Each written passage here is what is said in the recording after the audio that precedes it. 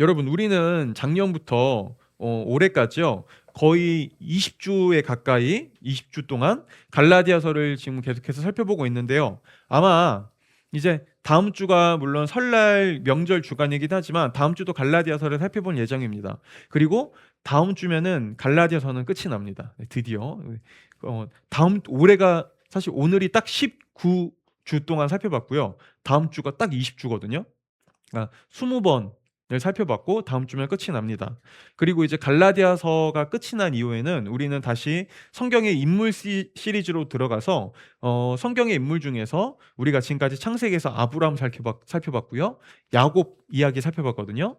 다음 다음 주 갈라디아서 이후에는 이제 요셉의 이야기를 통해서 특별히 요셉의 인생은 사실 고난과 이 고통과 어려움의 연속이거든요. 네. 그래서 그의 삶을 통해 하나님께서 오늘날에 여전히 우리가 이해할 수 없는 인생에 찾아오는 고난과 고통, 어려움 속에서 이것을 어떻게 이 가운데 어떻게 일하시고 그 과정 속에서 우리를 어떻게 이끌어 가시는지에 대해서 좀 이야기하려고 합니다. 이 요셉 시리즈는요, 비록 사암예는 아니지만 그래도 여러분 주변에서 내 주변에 있는 지인 중에서 아니면 내가 내 친구나 가족 중에서 어쩌면 인생에 이해할 수 없는 어떤 고난과 어려움의 터널을 지나고 있는 분이 있다면은 네, 그분들에게도 사실 이 메시지는 좀 도움과 힘이 될 거라고 봅니다. 그래서 사업례는 비록 아니지만 내 주변에 있는 이 사람들이 이 고난의 시간 속에서 하나님을 통해 좀 위로를 얻었으면 좋겠다라고 생각하는 분들이 있다면 함께 초청해서 예배를 드려도 좋을 것 같습니다. 네. 어, 자, 다시 좀 오늘 말씀으로 들어가서요. 거의 우리가 20주 가까이 갈라디아서를 살펴봤는데 여러분이 이 갈라디아서를 통해 가장 많이 들었던 단어 혹시 뭐 기억나는 게 있으신가요? 네. 뭐 있을 거예요. 네, 그쵸? 네, 있을 거예요. 아마 뭐 이런 것들이 있겠죠. 율법, 복음, 아니면 뭐 가장 많이 들었던 말 중에 하나 바울 이런 얘기도 있을 겁니다. 그런데 그 무엇보다 우리가 갈라디아서를 살펴보면서 사실 가장 많이 들었던 단어는 바로 예수라는 단어입니다. 예수요. 네, 맞아요. 여러분, 갈라디아서 전체의 내용을 우리가 한 문장으로 요약하면 이렇게 얘기해 볼 수 있어요. 우리 다 같이 한번 따라해 볼까요? 예수가 전부다. 그런데 여러분, 이 말에 대해서 어떻게 생각하세요? 예수가 전부다. 때로는 예수가 전부다라는 말을 들으면 좀 이렇게 이 말을 이렇게 받아들이는 사람들이 있는 것 같아요. 아니 그럼 아니 예수님이 전부라면 예수로 충분하다면 그러면 예수님 믿으면 배를 골아도 괜찮고 내가 맡은 일 그냥 좀 대충 해도 괜찮고 내 인생에 어려움이 찾아와도 예수가 전부니까 그래도 괜찮아라고 하면서 그냥 이겨내야만 하고 아니면 내 주변의 가족들이 어떻게 되든 내 이웃이 어떻게 되든 이 세상이 어떻게 되든 뭐 그것과 상관없이 그래도 예수로 충분해. 예수가 최고야. 예수가 전부야. 라는 말로 다 괜찮게 여겨야 되는 건가요? 아니, 그거야말로 정신 승리 아니에요? 라고 생각하는 분들 분명히 있을 겁니다. 왜냐하면요. 제가 그렇게 생각했거든요. 네. 과거에 저는 교회에서 종종 들리는 아니면 설교 가운데 앞에서 설교자가 외치는 "예수가 전부입니다!" 라는 말을 들으면요. 앞서 얘기했던 그런 말들이 가장 먼저 떠오르더라고요. 뭐야? 예수가 전부면 뭐 그럼 뭐 배를 골든 인생에 어려움이 있던 내 주변 사람이 아프던 그냥 그 무조건 다 돌파해야 되는 거야? 그쵸? 나한테 예수님 있으니 무조건 감사해야 되고 무조건 승리해야 되고 예수님 말고 다른 걸로는 인생의 만족과 기쁨을 누려선 안 되고 오직 예수만 바라봐야 돼. 이 말이야? 라고요. 때로는 예수가 전부니 다른 사람 시선이나 다른 사람의 뭐 편견 따위 생각하지 말고 광장에 나가서든 지하철 안에서든 어디서든 그냥 여러분 예수가 전부입니다. 라고 막 외치는 거. 그런 거야? 라고요. 저도 한때는 예수가 전부다라는 말을 들으면 그런 모습들을 가장 먼저 떠올렸던 것 같아요. 여러분은 좀 어떠세요? 여러분들에게도 이런 이미지가 가장 먼저 떠오르는 분들이 있을 겁니다. 그런데요, 제가 복음을 더욱더 깊게 알아가면서 그리고 이 복음에 담겨 있는 메시지가 무엇인지를 더 선명하게 알아가면서 저는 한 가지 사실을 발견했습니다. 예수가 전부다라는 말이 그렇게 단순하고 그렇게 단순한 모습을 의미하는 게 아니라는 거를요. 동시에 예수가 전부다라는 걸 지금 앞에서 이야기한 것처럼 그냥 어떤 적극적인 신앙, 타협할 수 없는 신앙, 그런 강한 모습으로 생각할 때 우리는 얼마든지 예수가 전부다라는 이 믿음을 율법으로 받아들일 수 있다는 것. 예수가 전부다라고 말하면서 율법주의적인 신앙을 할 수 있다는 걸 알았습니다. 그리고 우리는 갈라디아서를 통해 이미 수없이 많이 이야기했죠. 어떻게 좋은 것도, 때로는 믿음도, 신앙도 율법이 될 수 있는지를요. 여기에 대해서 다시 한번 좀 이야기하자면요. 예수가 전부다라는 말을 단순히 예수님이 전부니까, 예수로 충분하니까 오직 예수님만으로 무조건 감사해야 되고, 세상의 만족 추구하면 안 되고, 인생 고난 찾아와도, 인생의 고난이 막 찾아와도 그래도 나에겐 예수가 전부야, 돌파라는 이런 적극적인 믿음으로 생각한다면 이런 사람들은요, 때로 같이 신앙생활하는 내 주변의 사람 중에서 어떤 사람이 믿음의 이 시험에 빠지거나 어쩌면 신앙적인 지금 흔들림에 시달리거나 아니면 갈등과 고난 속에서 좀 좌절하고 넘어져 있을 때 역경에 시달리는 사람을 보면요, 너무나 쉽게 이렇게 얘기할 겁니다. 야, 너 예수가 전부인 거 몰라? 너 지금 예수가 전부라고 말하면서 지금 이거 가지고 시험 들리고, 너 이거 가지고 흔들리고, 너 이거 가지고 지금 의심하고 있는 거야? 예수가 전부인 사람 그러면 안 돼. 너 지금 믿음 없이 뭐 하는 거야? 지금 네가 지금 배를 골던 인생에 어떤 문제가 찾아오던 그게 뭐가 중요해? 예수님이 전부인데 예수님만으로 감사해야지. 뭐? 믿음의 시련? 예수로 돌파해야지. 너 그렇게 하지 않으면 너 그거 가짜 신앙이야. 너 그 진짜 믿음 아니야. 자, 그런데요.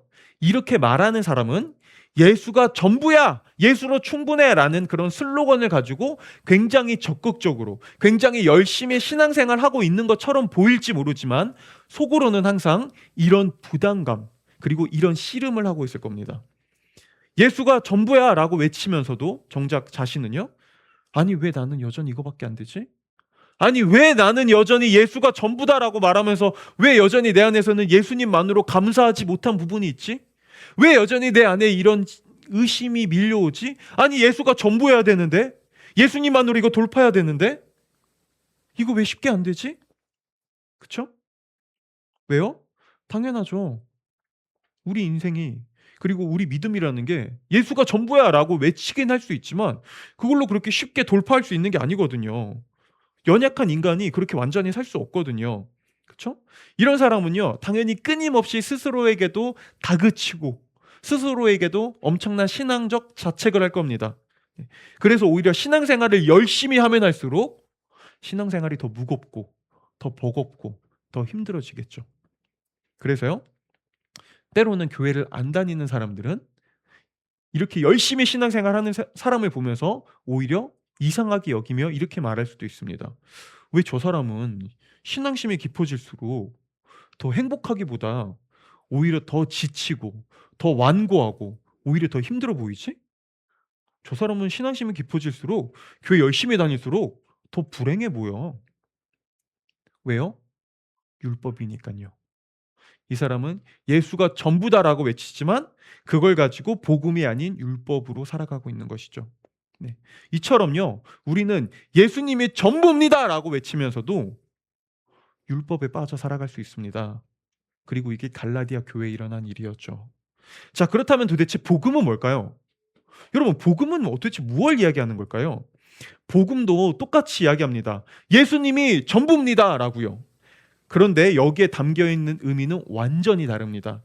예수가 전부다라는 말이 복음, 이 기쁜 소식으로 우리에게 다가올 때는 여기에 담긴 의미는 이와 같습니다.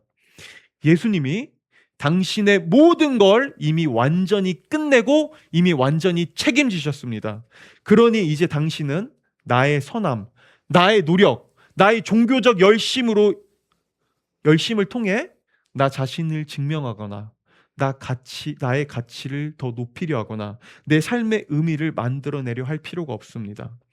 당신의 노력이, 당신의 선함이, 당신의 열정적인 신앙생활이 더 이상 당신의 삶을 바꾸거나 당신을 좋은 기독교인이라고 평가하게 하거나 하나님을 향한 당신의 사랑을 좌지우지하지 않습니다. 당신의 삶은 이미 당신을 위해 모든 것을 내어주신 예수님의 희생을 통해 완전히 결정됐습니다. 당신의 가치, 당신의 삶의 의미, 당신이 어떤 존재인지는 예수님을 통해 이미 완전히 끝나고 결정되었습니다. 이제 예수님이 하신 그분의 순종, 그분의 사랑, 그분의 헌신, 그분의 희생이 고스란히 당신의 것이 됐습니다. 당신이 그래서 그렇게 때론 완벽히 살지 못해도 이미 당신은 예수님처럼 완벽한 존재로 여겨집니다. 왜냐하면 예수님이 당신을 그분의 인생의 전부로 여기셨기 때문입니다. 예수님이 당신을 그분의 인생의 전부로 삼아 주셨습니다. 라고요. 자, 보세요. 이 소식을 알 때, 이미 내 모든 것, 내 가치평가, 내 삶의 의미, 그거 내 노력으로 주어지는 것이 아니라, 그거 내가 열심히 한다고 주어지는 것이 아니라, 이미 예수님이 나에게 다 끝내주셨구나. 그분이 나에게 이미 다 이루어주셨구나. 라는 사실을 알 때요. 나라는 존재를 예수님이 자신의 전부 삼아주셨구나. 라는 이 그분의 사랑과 은혜를 알 때, 우리는 예수님을 향해 자연스럽게 이렇게 고백하게 됩니다. 네, 예수님. 당신이 나의 전부이십니다. 당신이야말로 내 인생의 전부가 될 수 있습니다. 라고요. 그렇죠? 그리고 이렇게 나를 위해 자신의 모든 것을 바치신 예수님의 사랑과 희생에 우리의 내면, 우리의 가치, 나의 자아의 뿌리를 내릴 때요, 우리는 자연스럽게 예수님이 하신 일, 예수님의 사랑, 그 희생을 바탕으로 나라는 존재를 바라보고요, 예수님의 사랑과 은혜를 바탕으로 다른 사람과의 관계를 바라보고요, 그 다음에 인생의 고난과 역경이 찾아올 때 나를 위해 예수님이 하신 사랑과 은혜를 바탕으로 이 인생과 고난을 어떻게 해석해야 될지를 바라보게 되고요, 그 다음에 예수님의 눈으로 세상을 바라보기 시작하죠. 이때 우리로 하여금 예수님을 바탕으로, 예수님이 우리에게 해주신 사랑과 은혜를 바탕으로 이 세상을 살아갈 수 있도록, 이 세상을 바라볼 수 있도록 도와주시는 분이 바로 성령님입니다. 그런데 여기서 이제 우리는 또 다른 좀 중요한 질문을 하나 할 수 있어요. 이렇게 복음을 깨닫고 성령의 인도하심을 받아서 살아가는 사람의 이 삶의 모습, 그러면 오케이, 좋아요. 예수님을 통해 세상을 새롭게 바라보고 예수님의 은혜를 통해 나 자신을 새롭게 바라보고, 그러니까 뭐가 됐든 예수님의 은혜와 사랑을 바탕으로 살아가라는 거잖아요. 근데 그게 조금 더 구체적으로 뭐냐고요? 그게 도대체 어떻게 살아가는 거냐고요? 그게 내 삶의 영역에서 어떻게 나타나냐고요? 라고 할 때 바울은 특별히 이 모습이 어떻게 구체적으로 나타나는지를 5장 후반부와 오늘 우리가 읽은 이 6장 10절에서까지 쭉 이어서 설명해 줍니다. 그리고 이때 바울이 말하는 복음을 통해 나타나는 삶의 변화가 구체적으로 어떻게 드러나는지를 얘기하는 것들을 보면요, 그 대부분이 관계와 관련된 것들인 걸 알 수 있어요. 관계와 관련된 것들. 아니, 왜 바울은 예수님을 통해 우리에게 일어난 변화, 구체적으로 우리가 어떻게 살아야 되는지를 설명할 때 왜 관계를 가지고 설명할까요? 이유는 사실 생각보다 간단합니다. 내가 타인을 어떻게 대하는지를 보면, 내가 다른 사람과 어떻게 관계를 맺고 있는지를 보면 지금 내 내면에, 우리의 성품에 어떤 변화가 일어나고 있는지를, 지금 어떤 열매가 맺혀지고 있는지를 우리가 배우고 보고 가장 눈에 띄게 알 수 있거든요. 그리고 바로 이게요, 일반 종교와 기독교의 차이점입니다. 여러분, 일반 종교는요, 우리에게 이렇게 얘기합니다. 우리의 신을 믿고 우리 종교의 가르침을 따르면 여러분, 당신은 당신이 가지고 있는 그 삶의 문제에서 벗어날 수 있을 겁니다. 당신에게 좋은 일이 생기기 시작할 겁니다. 당신이 더 많은 복을 받을 겁니다. 그러니 우리의 신을 믿고 우리의 종교가 가르쳐주는 지침과 가르침을 따르십시오 라고 얘기합니다. 반면에 오늘 바울이 얘기하는 걸 보세요. 복음이 얘기하는 걸 보세요. 바울은요, 예수님을 믿고 복음을 따르면 갑자기 우리의 삶이 변화되고 우리 인생에 좋은 일들이 생기고 아픔이 사라진다고 말하지 않습니다. 오히려 바울은요, 이렇게 얘기하고 있는 겁니다. 하나님을 믿는다고 해서 당장 극적으로 당신이 처한 상황이나 환경, 인간관계가 변하진 않을 겁니다. 여전히 당신에게는 관계에서 오는 갈등과 아픔, 상대방의 죄를 바라보고 연약함을 바라보며 그것을 어떻게 내가 바로잡아 줄 수 있는지에 대한 갈등이 찾아올 겁니다. 또한 당신에겐 경제적인 문제가 여전히 존재할 겁니다. 그러나 더 이상 그런 것들이 당신의 삶을 송두리째 무너뜨릴 순 없습니다. 더 이상 당신이 그것 때문에 완전히 무너지지 않습니다. 이제 당신은 그 문제들 속에서도 의연히 삶을 살아가고 내 인생에 닥치는 문제를 새롭게 바라보고 해석할 수 있는 새로운 눈과 더 깊은 뿌리가 생겼습니다. 동시에 그런 문제들이 찾아올 때 당신은 더 이상 혼자가 아닙니다. 이제 당신에겐 당신의 인생의 문제의 짐을 함께 짊어질 수 있는 또 다른 동역자와 또 다른 지체들이 있습니다. 그래서 이제 더 이상 그 문제들이 당신의 삶을 완전히 무너뜨리진 못합니다. 이제 당신은 이전보다 훨씬 더 견고하고 이전보다 훨씬 더 튼튼한 사람이 되었습니다. 라고요. 보이세요? 여러분, 이게 기독교의 메시지입니다. 내면의 기독교는요, 제가 전에도 얘기했지만 우리 겉모습이 바뀌는 것, 우리의 당장 겉의 환경이 바뀌는 거를 이야기하지 않습니다. 기독교는 우리의 내면을 바꿉니다. 기독교는 우리의 내면을 다룹니다. 그리고 우리 내면이 변화되면요, 우리는 어떤 상황과 환경에도 흔들리지 않는 더 단단한 사람이 됩니다.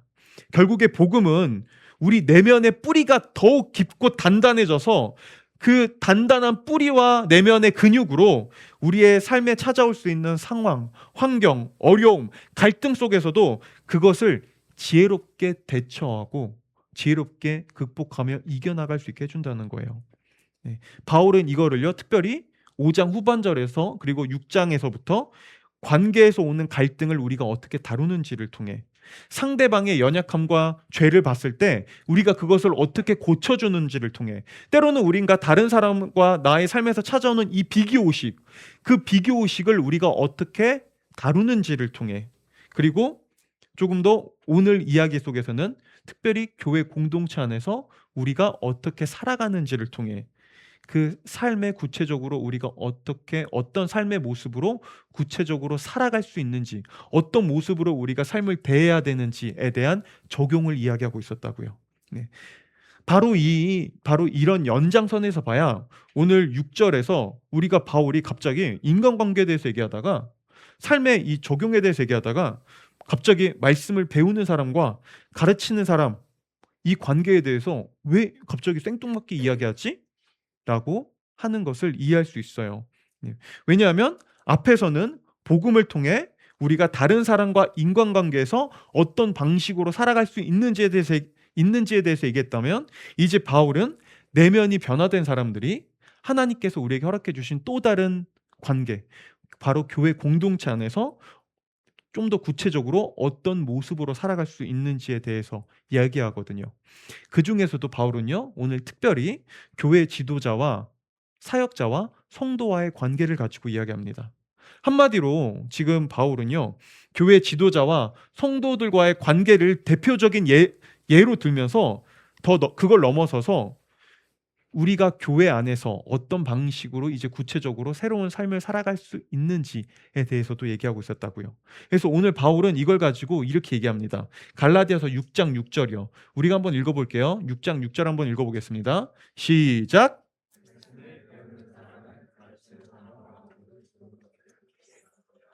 네, 여러분 이 구절을 설명하면서요.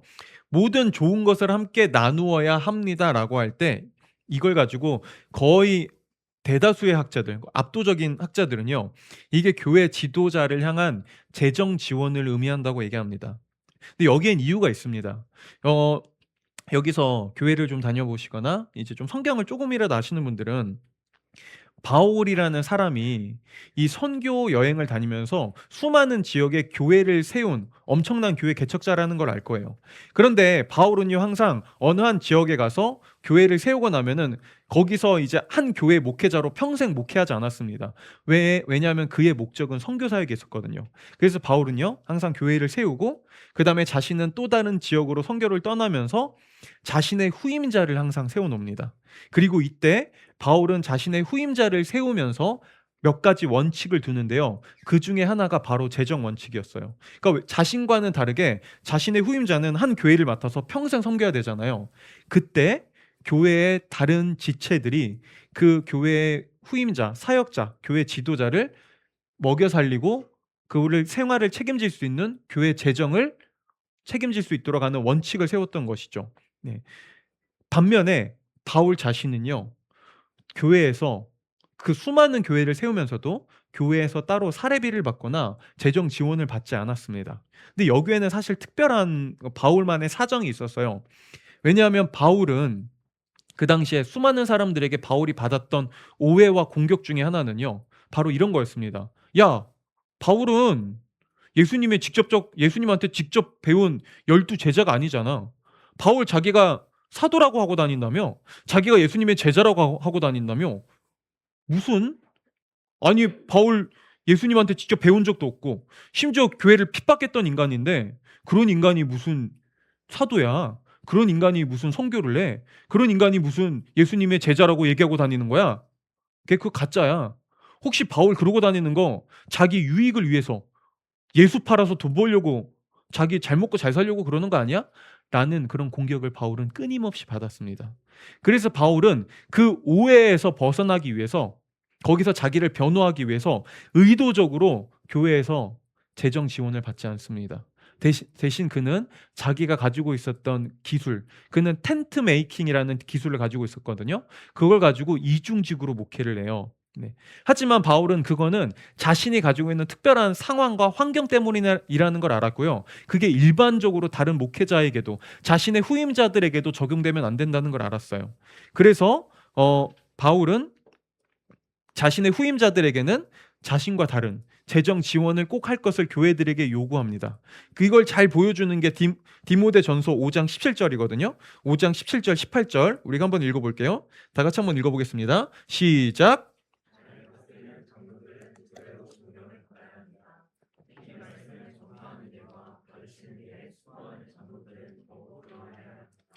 성경에 이르기를 타작마당에서 나달을 밟아 떠는 소의 입에 망을 씌우지 말라 하였고 일꾼이 자기 삭슬 받는 것은 마땅하다 하였습니다. 네. 그래서 오늘 우리가 읽은 갈라디아서 6장 6절과 이 디모데전서 5장 17절과 18절을 기초로 해서 역사 속에서 수많은 교회들은 전통적으로 그리고 이 구약의 11조를 가지고 와서 이 성도들의 헌금, 특별히 우리 교회는 고백 헌금이라고 부르는 11조를 통해 교회의 재정을 돌보고 목회자의 그 생활을 지원하기 시작했습니다. 그런데 오늘날 시간이 지나면서 어, 어느새 교회 안에서요. 때로 어떤 사람들은요. 교회가 목회자의 재정을 지원하는 것을 두고 이렇게 얘기하는 사람들이 생기기 시작했죠. 야, 어차피 목사 우리가 월급 주잖아. 어차피 목사 우리가 낸 헌금으로 월급 받는 월급쟁이야 라고요. 네, 그렇게 생각할 수 있습니다. 근데 우리 한번 이 말에 동의하신다면 여러분 이 말을 이렇게 한번 바꿔보면 어때요? 어떤 사립학교를 다니는 학생이 있어요. 근데 그 사립학교를 다니는 학생이요, 이렇게 얘기하는 거예요. 야, 어차피 저 선생 우리 엄마 아빠가 낸 돈으로 일하는 월급쟁이잖아. 야, 저 선생 말 들을 필요 뭐 있어? 어차피 저 선생도 월급쟁이야. 우리 엄마 아빠가 준 돈으로 돈 버는 거지 뭐. 여러분 이 말에 대해서 어떻게 생각하세요? 동의하시나요? 아마 아씨 그건 좀 아닌 것 같은데? 좀 싸가지가 없네? 이렇게 생각할걸요? 왜요? 왜요? 아무리 교권이 약해졌어도 여전히 우리는요, 그리고 여전히 세상 속에는요, 단순히 돈을 지불하고 서비스를 받는 서비스 이상의 관계가 있다는 걸 알거든요. 이게 이 중에 하나가 교사와 선생님과 학생에 대한 이야기죠. 여전히 사람들은 교육이나 어떤 다른 분야에서는 돈으로만 치부할 수 없는 더 중요한 사명감이 있는 그런 영역이 있다는 걸 여전히 사람들은 인정하거든요. 그래서요, 여러분 여전히 지금도 사람들은 교사가 자기 밥벌이만을 위해 돈 벌려고 그냥 직업적으로 학생들을 가르치고 선생님으로 일할 때 사람들은 그거 욕합니다. 넌 돈 벌려고 교사하냐? 너는 사명감이 그거밖에 없니? 라고 얘기하죠. 그렇죠? 그래서 사람들은 때로는 어떤 학부모님들이, 어떤 학생들이 선생님을 월급쟁이 취급할 때 그때 그것 가지고도 비난하죠. 아니 어떻게 그래도 선생님과 학생 사이인데 그건 아니지. 보이세요? 여전히 이 세상 속에서도요. 단순히 서비스로만 치환될 수 없는, 돈 주는 것으로만 치환될 수 없는 그것보다 더 중요한 관계들이 있습니다. 자, 그런데 하나님의 말씀을 우리가 배우고 가르치는 영원을 맡은 기관인 그 교사를 향해서 야, 어차피 목사도 우리가 월급 주는 사람이야 라고 말한다고요? 그러면 이 교회 기관을 내 영혼을 돌보고 내가 하나님의 말씀을 배우는 일을 우리는 세상 교육보다도 못하게 여기는 거죠.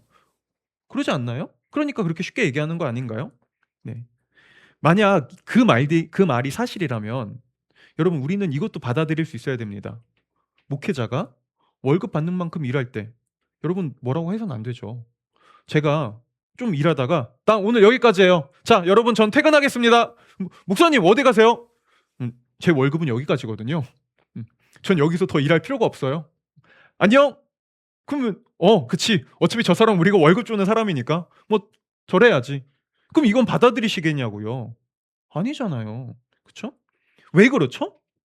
우리는 이 일이 교회는 단순히 돈으로 여겨질 수 없는 거라는 걸 알거든요. 이건 더 깊은 사명과 관련된 일이라는 걸 알거든요. 그래서 놀랍게도 바울은요. 재정 지원을 이야기하면서 돈에 대한 단어, 물질에 대한 단어를 쓰지 않습니다. 놀랍게도 바울은 모든 좋은 것을 함께 나누어야 합니다라고 할 때 코이노니아라는 헬라어를 사용하는데요. 이 코이노니아는 교제라는 단어예요. 교제. 그리고 여기서 우리는 교회 지도자와 성도들 사이의 교제가 어떤 것인지를 알 수 있습니다.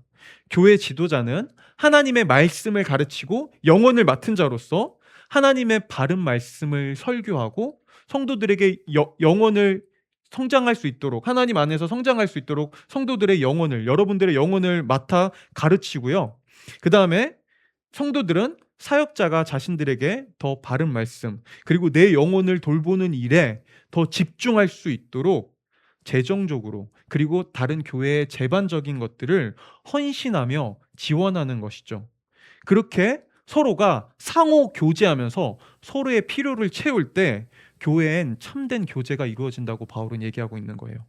자, 여러분 오해하지 마세요. 지금 바울은요 단순히 그러니까 여러분 담임 목사에게 월급 많이 주세요 라는 말을 하고 있는 게 아니라고요. 이거는 단순히 월급 많이 주세요. 자, 여러분 더 월급 많이 주세요. 그 말 물론 그러면 좋겠지만 그 말을 하고 있는 게 아니라고요. 지금 바울은 돈 이야기하고 있는 게 아닙니다. 지금 바울은요. 돈을 넘어서 교회라는 공동체가 하나님께서 세우신 이 교회가 어떻게 올바르고 건강하게 세워질 수 있는지 그걸 위해서 반드시 각자에게 맡겨진 서로에게 맡겨진 각자가 해야 할 헌신과 희생이 있다고 얘기하고 있었어요.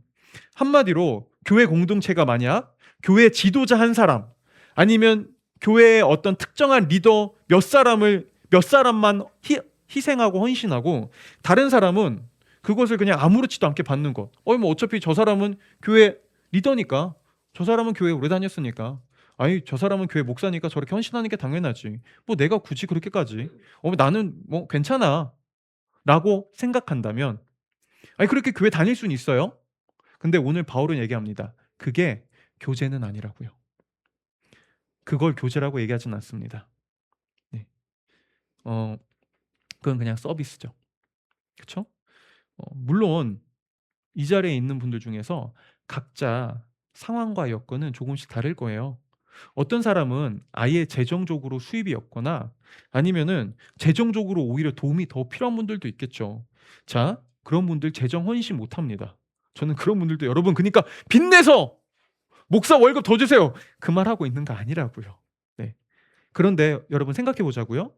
내가 재정적으론 헌신할 수 없어요. 맞아요. 근데 그렇다고 내가 헌신할 수 있는 게 아예 없나요? 그렇다고 내가 맡겨진 어떤 헌신이라는 게 아예 없을까요? 아니요. 재정 말고 그 사람에겐 자신이 처한 상황과 환경, 내가 가지고 있는 달란트에 따라 또 다른 모양, 또 다른 모습의 헌신과 희생이 존재하죠. 때로는 기도를 통해, 때로는 내 그냥 곁에 있는 사람들을 좀 더 돌보는 마음의 헌신을 통해, 때로는 내가 어떤 일에 조금 더 시간을 내는 그 시간의 헌신을 통해 그것도 헌신하고 희생할 수 있는 거죠. 그런데 이런 헌신을 생각하지 않고 '아 난 지금 돈 없으니까. 난 지금 돈 안 버니까. 어 아니 뭐 나는 그냥 여기서 그리고 뭐 어차피 교회잖아. 교회에서 뭐 받는 거 당연한 거지. 아니 교회가 당연히 이 정도는 해 줘야지. 아니 교회가 뭐 이건 내가 좀 교회에 이런 거 요구할 수 있는 거 아니야?' 라고 생각한다면 여러분 이건 교제가 아니죠. 그걸 우리는 교제는 상호 관계 안에서 일어나는 거잖아요. 그걸 우리는 교제라고 얘기하지 않고요. 어쩌면 이렇게 얘기할 수 있습니다. 교회를 사회복지센터 아니면 상담소, 내 마음 돌봄센터 아니면 영혼 봉사센터 정도로 생각하고 있는 것이죠. 네. 그러지 않나요? 적어도 우리가 함께 가는 동역자라고 생각하고 있지는 않을 가능성이 매우 큽니다. 어떤 분들은 근데 이 자리에 있는 분 중에서 재정적으로 수입이 있는 분들이 있을 거예요. 네. 물론 압니다. 우리 교회는 거의 모든 성도가 청년이기 때문에 재정적으로 분명히 빠듯하고 여러분 어렵다는 거 압니다. 네. 그런데 우리 한편으로는요. 정직하게 한번 우리가 스스로를 돌아볼 필요는 있습니다. 지금 내가 빠듯한 게 재정적으로 빠듯한 건지 아니면 내가 쓰기에 빠듯한 건지를요. 둘은 분명히 달라요. 네. 전 재정적으로 헌신할 만큼의 돈이 없습니다라고 말하는 이유가 여러분 혹시 그냥 내가 하고 싶은 취미, 운동, 동아리 모이면은 그냥 재정을 당연하게 사용하면서 '이건 당연히 내가 이 정도 내야지. 이 정도는 내가 좋아하는 거니까. 이건 내가 좋아하는 운동이니까. 이 정도 난 회비 내야지.'라고 말하는 거라면 '나는 재정적 헌신할 돈은 없어요.'라는 게 그게 정말 재정의 문제일까요? 아니면 내 마음의 중심의 문제일까요? 왜 우리는 내가 좋아하는 취미와 동아리, 운동 PT 받는 거에는 돈 내는 게 당연하다고 당연하게 생각하면서 왜 교회에서 우리가 함께 생활하고 우리가 이 모든 것들을 함께 나누며 함께 짊어져야 할 교회에 있어서는 이건 난 공짜로 받아도 돼요.'라는 거는 왜 당연하게 생각하죠? 사실 이건 우리 내면의 중심의 문제 아닌가요? 돈의 문제가 아니라? 네. 왜 우리는 하나님의 말씀을 듣고 배우며 교회를 세우는 것에 재정적으로 뭔가를 내어 놓는 것은 그건 무리입니다.'라고 생각해서 왜 내가 다른 것에는 기꺼이 회비를 내면서 왜 교회 재정에 함께 헌신하는 거는 '이건 좀 내가 돈이 남으면 여윳돈 좀 있으면 그때 하면 되지.'라고 생각하죠? 어쩌면 내가 세상에서 받는 서비스 중에 하나인 운동과 취미, 내 여가 생활보다 하나님의 말씀으로 우리가 교제하는 것, 우리가 함께 공동체를 이뤄 나가는 것, 하나님께서 지금도 교회를 통해 영혼을 세우고 이 세상을 회복하는 일은 이건 나한테 그렇게 중요하지 않아요.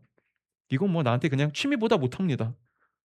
라고 여겨서 그런 것은 아닐까요? 여러분, 제 말을 오해하지 마세요. 어, 여러분, 오해하지 마십시오. 여러분들이 돈을 더 낸다고 해서 재정적 헌신을 더한다고 해서 쉽게 말하면 그냥 여러분들이 헌금 더한다고 해서 목사가 월급 더 받지 않습니다. 여러분 목사는요. 인센티브라는 제도가 없습니다. 여러분 회사 다니는 분들은 성과급이라는 게 있죠? 목사는 성과급이 없습니다. 우리 그 연말이나 이럴 때 재정 보고하잖아요. 여기서 제 월급 얼마 받는지 모르는 분 없을 거예요. 도심비교회 다니는 분들이라면. 뻔히 알 겁니다. 그쵸? 여러분 목사가 제가 받는 월급은 우리 교회 핵심 리더들과 제가 나름의 재정의 원칙을 세워서 그냥 그거대로 받을 겁니다. 받는 겁니다. 앞으로도 그렇고요. 여러분 우리 교회에 헌금이 더 늘어나든 재정이 풍성해지든 성도 수가 많아진다고. 자 목사님 올해 목사님이 열심히 해서 송도수가 이렇게 늘었네요. 오케이. 인센티브 이 정도 드릴게요. 하지 않는다고요. 저의 유익과 상관없습니다. 그럼에도 불구하고 제가 이 말을 하는 이유는 이게 분명한 성경의 가르침이고, 그리고 바로 이게 여러분들을 위한 일이기 때문이에요. 네. 여러분, 사실 우리가 교회 안에서 재정적으로든 시간적으로든 아니면 어떤 내가 마음적으로든 헌신하는 것을 그렇게 중요하게 여기지 않는 이유는요, 간단해요. 나에게 다른 우선순위가 너무나 많이 있거든요. 이게 나에게 그렇게까지 중요하지 않거든요. 그래서 바울은요, 오늘 7절에서 조금 굉장히 저 스스로도 그렇고요, 우리에게 찔릴 수 있는 말 한마디를 해줍니다. 6장 7절이요. 우리가 한번 읽어볼까요? 다 함께 읽어보겠습니다. 시작! 네, 바울은요, 우리의 내면을 돌아보라고 하면서 이렇게 얘기하죠. 자신을 속이지 마십시오. 진짜 내가 헌신할 시간과 재정과 마음이 없는 것인지, 아니면 여러분들 마음에 다른 것들이 먼저여서 내가 그것을 뒤로 밀어놓고 있는 것인지, 여러분 자신을 속이지 마십시오. 하나님은 속지 않으십니다. 다시 한번 말하지만요, 여러분 여기서 재정이 없으신 분들, 빚내서 무슨, 어차피 그러지도 않겠지만 그거 하지 마시라고요. 그런데 그렇다고 내가 헌신을 할 수 있는 게 아예 없는 것도 아니라고요. 내가 할 수 있는 나만의 헌신이 분명히 존재합니다. 네. 재정 헌신을 내가 하기에 빠듯하다고 말씀하시는 분들, 정말 그런가요? 아니면 혹시 그냥 의뢰 그냥 저는 빠듯해요라고 말하면서 사실은 이 공동체를 위해 헌신하는 것은 그냥 내 뒤에 가장 후순위로 밀어놓고 있는 것은 아닌가요? 교회는 당연히 내가 공짜로 받아도 돼. 교회는 그냥 내가 얼마든지 원하는 거 달라고 할 수 있어. 내가 뭐하러 내놔? 라고 생각하고 있어서 그런 건 아닌가요? 어느새 이 교회가 우리가 함께 하나님 앞에 나아가는 헌신의 이 공동체가 아니라 그냥 나에게 서비스 센터 정도로 전락하고 있진 않나요? 물론요, 여러분 저도 그런 유혹을 목사지만 너무나 많이 받습니다. 네. 저 같은 경우도요, 끊임없이 내가 굳이 나 지금도 열심히 하고 있잖아. 굳이 내가 이렇게까지 해야 돼? 굳이 내가 때로는 이렇게까지 마음을 쏟아야 돼? 굳이 내가 지금 여기서 이것까지 하나 더 추가해야 돼? 내가 여기서 이런 교육까지 꼭 더 해야 돼? 내가 저 사람한테까지 지금 신경 쓰면서 내가 저 사람의 삶도 신경 써야 돼? 라는 그 마음이, 그 유혹이, 이 정도면 충분하지. 도대체 얼마나 더 하라는 거야? 라는 유혹이 저에게도 밀려옵니다. 근데 그런 유혹이 밀려올 때, 그런 귀찮음이 밀려올 때 저에게 하나님께서 가끔 주는 마음이 있습니다. 바로 이거예요. 세상을 창조하신 하나님이요, 그런데 이런 나를 위해 그분은 자신의 전부를 내어줬다는 거예요. 이렇게 보잘것없고 여전히 헌신하기를 싫어하고 희생하기를 아까워하는 저를 위해 하나님은 자신의 전부를 내어주셨다고요. 그리고 그 사실을 기억할 때 저는 한 가지를 더 깨닫습니다. 하나님은 나뿐만 아니라 지금 우리 교회에 허락하신 이 영혼들을 위해서도 자신의 전부를 내어주셨구나. 그리고 이 사실을 깊게 깨달을 때마다 저는 이렇게 생각이 바뀝니다. 그래, 예수님이 자신의 전부를 내어주신 이들을 위해, 이 공동체를 위해 나도 내 것을 더 내어놔야 해. 나도 더 이들을 섬기고 희생하고 헌신해야 돼. 그때 저에게 헌신은요, 더 이상 의무가 아니라 사랑으로 바뀌어갑니다. 여러분들을 향한 하나님의 그 사랑을 알 때, 교회를 세우고자 하는 하나님의 사랑을 알 때, 저도 그 사랑으로 단시 헌신을 재헌신하게 됩니다. 그리고 그때 참된 교제가 이루어지죠. 진정한 교제가요. 네. 사랑을 중심으로 흘러나오는 희생과 헌신이니까요.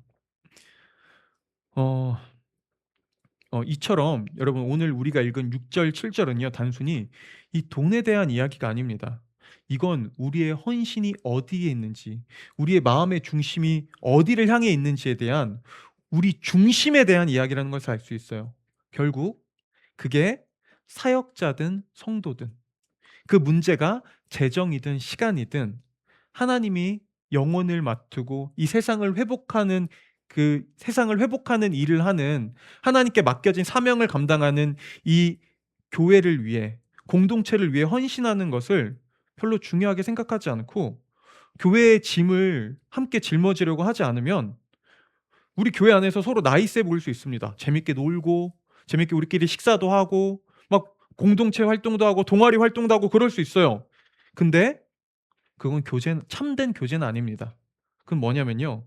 일반적 자원봉사 받는 거거나 아니면 내돈내산 서비스에 불과하죠. 네. 적당히 돈 내고 서비스 받는 거죠. 적당히 돈 내고 동아리 모임처럼 교제하는 것일 뿐이죠. 자, 그렇다면 왜 많은 사람들이 이렇게 교회 공동체를 위해 헌신하는 걸 어려워하고 꺼려하며 왜 이런 일이 이렇게 힘들고 우리에게 버겁게만 느껴질까요? 오늘 바울은요. 그 원인에 대해서도 얘기합니다. 그리고 그 1차적 원인과 책임은요.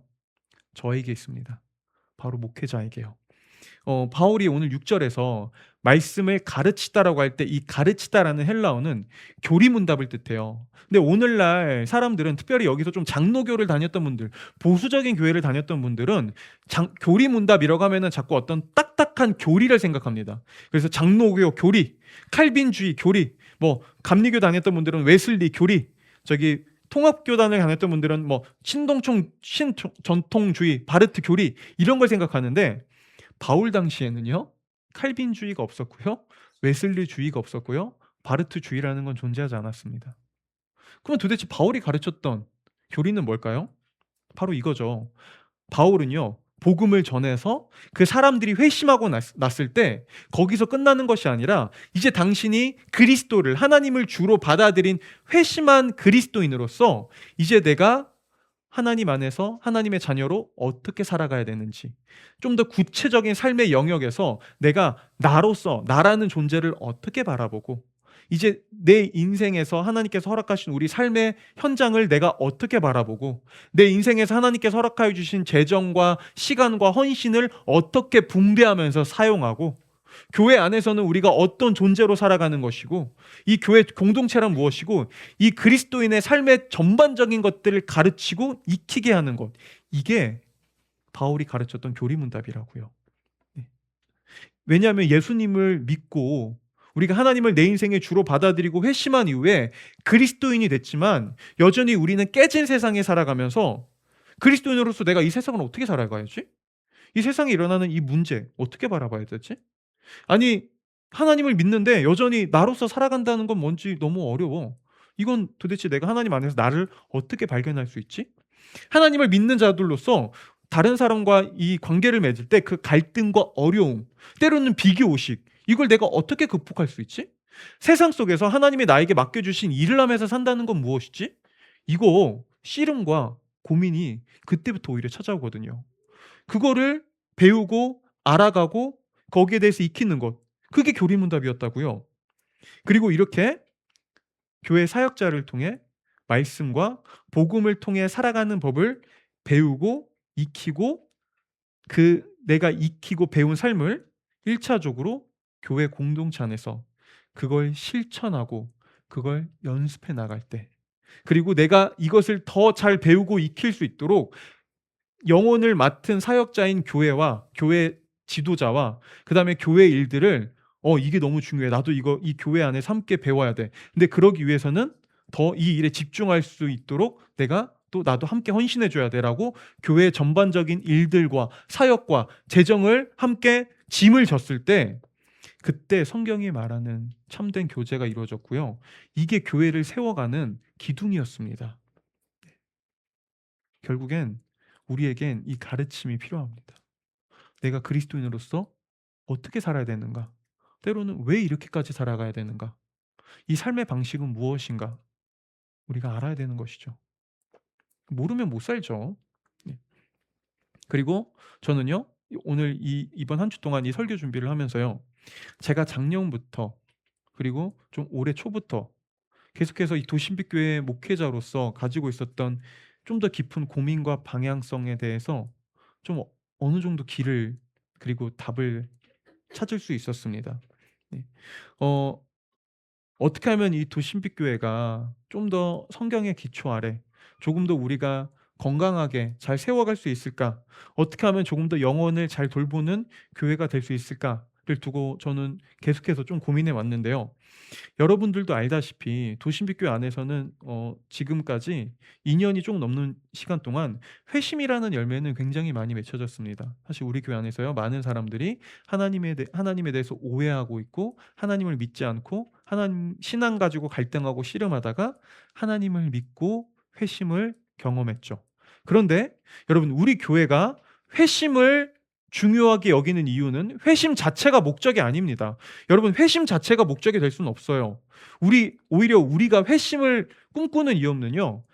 사람들이 하나님을 믿고 회심한 다음에 이제 하나님께 돌아온 사람들이 이제 하나님을 믿는 사람으로서 그리스도인으로서 그들이 어떻게 살아가는지를 배우고 익히면서 정말 멋있게 살아가도록 하기 위해 하나님을 닮아가는 예수님을 닮아가는 그 삶을 살아갈 수 있도록 돕기 위해 회심은 그 시작점일 뿐이죠. 회심이 목적이 아닙니다. 회심을 통해 여러분들 한 사람 한 사람이 그리스도의 장성한 분량에까지 성장해 가는 것. 그게 우리의 목적입니다.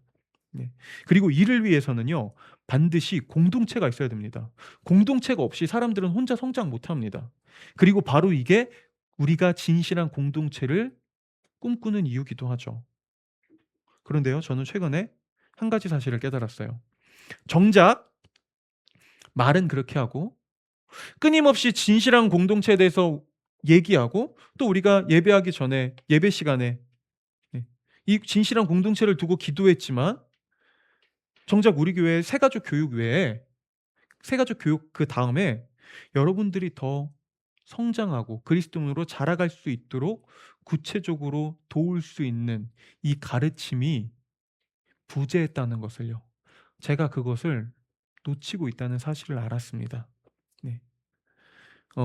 물론 이런 상황에서도 우리는 나름 설교를 듣고 그 이후에 좀 소그룹 우리 교회 소그룹인 타운 모임을 하면서 나름 여러 가지 나눔을 했고요. 소그룹 교제를 했고요.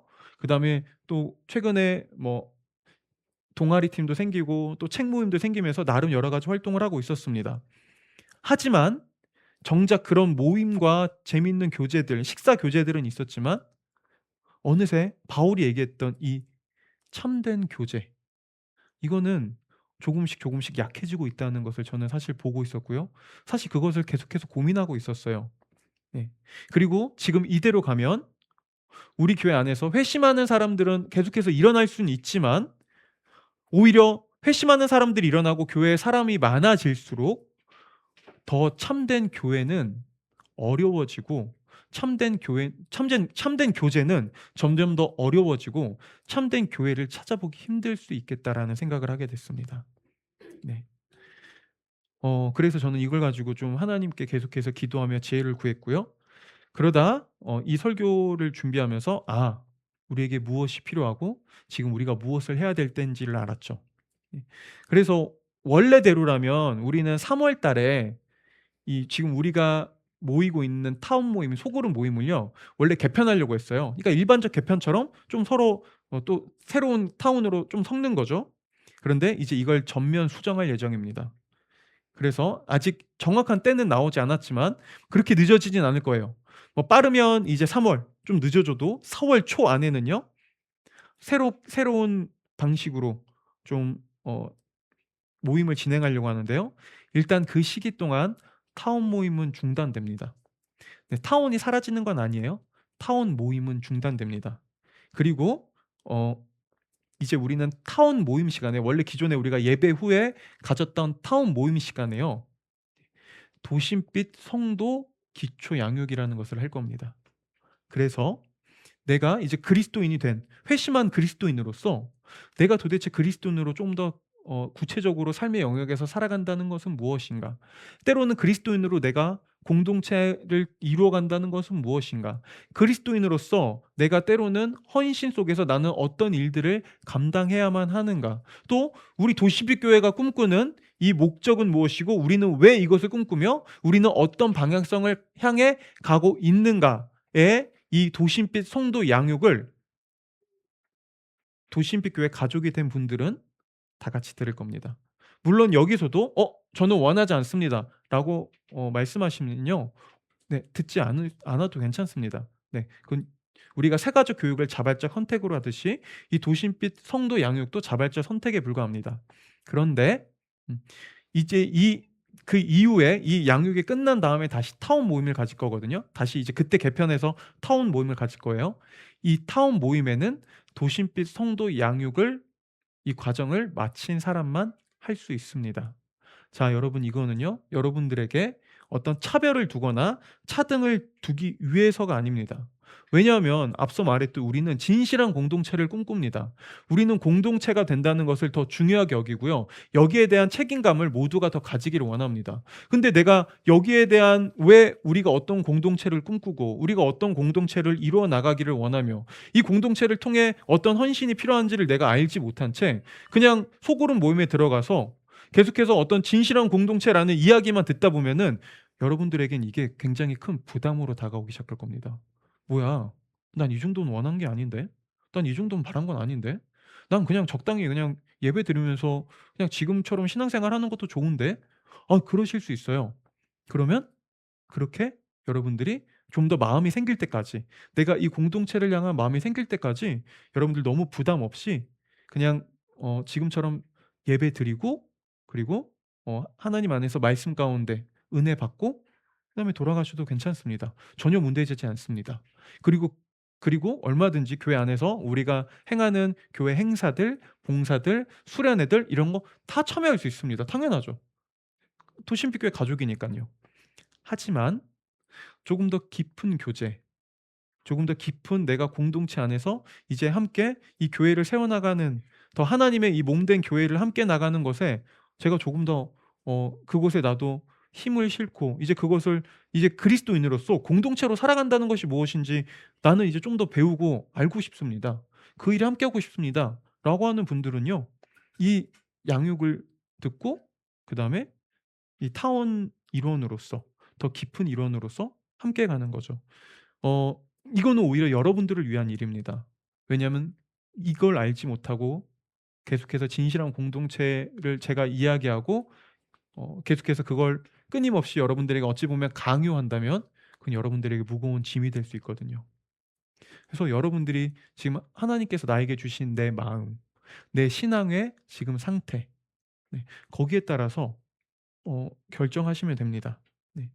그래도 여러분들은 얼마든지 우리 교회의 성도고요. 일원이니깐요. 네.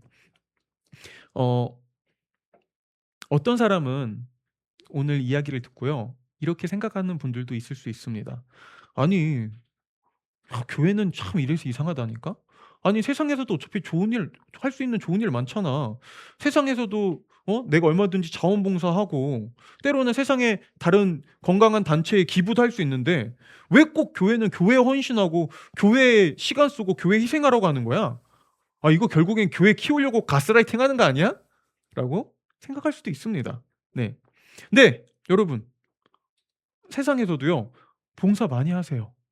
기부도 얼마든지 하십시오. 저도 교회 목사지만 교회에 제가 내는 헌금 외에 저도 다른 단체들에 기부와 봉사 많이 합니다. 그런데요. 여러분, 세상에서 다른 이웃을 돕는 것들에도 그렇게 기부와 봉사를 하면 그것을 중요하게 여기면서 왜 사람들의 영혼을 돌보고, 세상 그 어떤 단체도 어떤 기관도 할 수 없는 사람들의 영혼을 돌보고 사람들을 하나님께로 이끌며 하나님의 나라를 확장하는 이 교회의 일은 왜 그것보다 못하다고 생각하죠? 왜 내 내면의 영혼을 돌보고 영혼을 키우는 이 교회는 왜 그것보다 내 시간과 재정과 헌신을 쓰기에 왜 이건 그것보다 못하다고 생각하는 거죠? 오히려 그것도 이상한 것 아닌가요? 이게 다른 자원봉사와 다른 기부보다 못한 일일까요? 지금 우리가 하고 있는 이 일이? 지금 우리 도심빛 교회 안에서 일어나고 있는 이 일이, 이 변화가 그것보다 못한 일이라고 여겨지시나요? 그러면 그렇게 하시면 됩니다. 그런데 이게 그래, 이거 정말 너무나 가치 있어.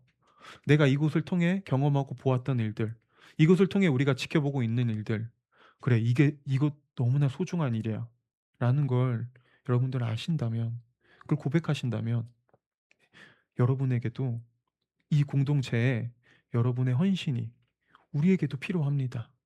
네. 어 그래서요. 오늘 바울은 10 절에서 이렇게 이야기합니다. 우리가 마지막으로 한번 읽어 볼게요. 다 같이 한번 읽어 보겠습니다. 다 같이 읽어 보겠습니다. 시작.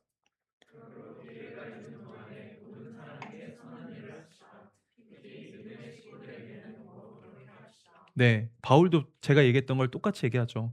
"선한 일 하십시오. 세상 속에서 하나님이 여러분들을 보내신 그곳에서 선한 일 하십시오." 그런데 특히 믿음의 식구들에게도 그것이 필요합니다. 오히려 세상 그 어떤 기관도, 어떤 단체도 관심을 두지 않는 우리의 영혼을 돌보는 일, 하나님의 나라를 확장하는 이 기관에 특히 여러분의 더 헌신이 필요합니다라고요. 네, 여러분, 그리스도인은요, 하나님을 통해 너무나 놀라운 희생과 헌신을 받은 자들이지만 동시에 내가 받은 이 헌신과 희생을 흘려보낼 사명을 맡은 자들이기도 합니다. 그리고 이 헌신과 희생은요, 오늘날 노력과 결과주의가 판치는 세상, 네가 노력한 만큼 난 결과를 줄 거야. 네가 열심히 씨름한 만큼 난 거기에 따른 열매를 줄 거야. 나는 이 세상 속에서 아, 내가 노력하지 않아도, 내가 부족해도, 내가 여전히 연약해도, 내가 더러워도 이런 나를 받아주고, 이런 나를 사랑하고, 내가 진짜 나 될 수 있는 곳이 있구나라고 우리의 숨통을 트이게 하는 이 교회, 하나님께서 세우신 이 공동체, 이곳은요, 세상 그 어떤 기관보다, 그 어떤 교육기관보다, 어쩌면 그 어떤 자원봉사 단체보다 이곳이 사람들에게 더 필요한 곳일지 모릅니다. 네. 왜냐하면 이 교회가 사라지면 사람들은 더 이상 내가 있는 그대로 받아들여진다는 것이 무엇인지, 내가 있는 그대로 사랑받는다는 것이 무엇인지, 하나님께서 지금 우리 삶 속에서 어떻게 일하시고 계시는지를 더 이상 알지 못하고 깨닫지 못할 테니까요. 바로 이게 그리스도인이 삶의 영역, 그중에서도 공동체의 영역에서 헌신하는 삶을 살아야 하는 이유입니다. 여러분, 우리 개인의 삶에도 나를 대신해 함께 짐을 짊어줄 수 있는 동역자가 필요하듯이 이 교회 공동체에도, 여러분, 이 도심빛 교회에도 이 도심빛 교회의 짐을 함께 짊어질 수 있는 여러분이 필요합니다. 기도하겠습니다.